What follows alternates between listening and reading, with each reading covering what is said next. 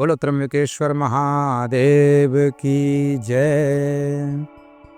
त्र्यंबकेश्वर, त्र्यंबक ईश्वर सह त्र्यंबकेश्वर, भगवान स्वयं जिसके ईश्वर हैं।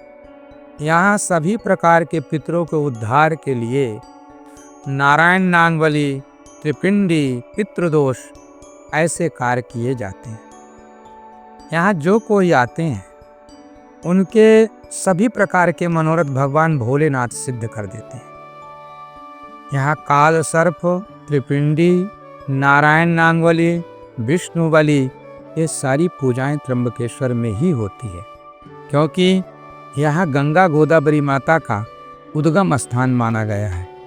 प्राचीन काल से त्र्यंबक का यहाँ पर त्र्यंबक जो है, यहाँ त्रिदेवम यानी ब्रह्मगिरि, हरिहर और अंजनी जैसे 3 महापर्वत हैं, और उसके बीच में भगवान भोलेनाथ त्र्यंबकेश्वर वहाँ विराजमान हैं।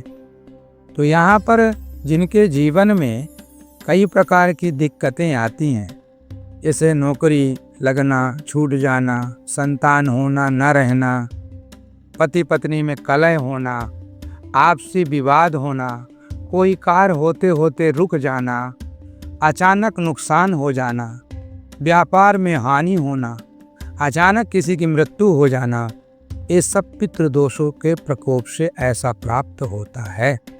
हम जब त्र्यंबकेश्वर आते हैं, एक मन में श्रद्धा होती है कि हम भगवान के नगरी में जाएंगे और पूजा पाठ कराएंगे, हमारे सभी कार्य सिद्ध हो जाएंगे।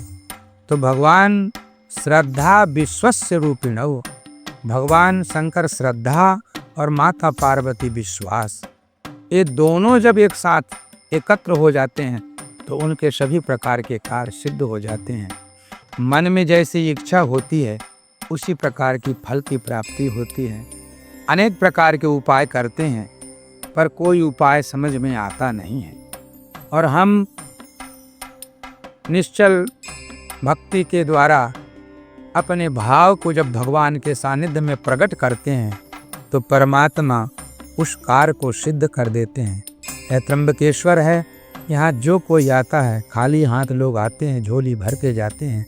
भगवान उनकी सभी प्रकार की मनोरथ और मनोकामनाएं पूर्ण कर देते हैं। ओम शांति शांति शांति।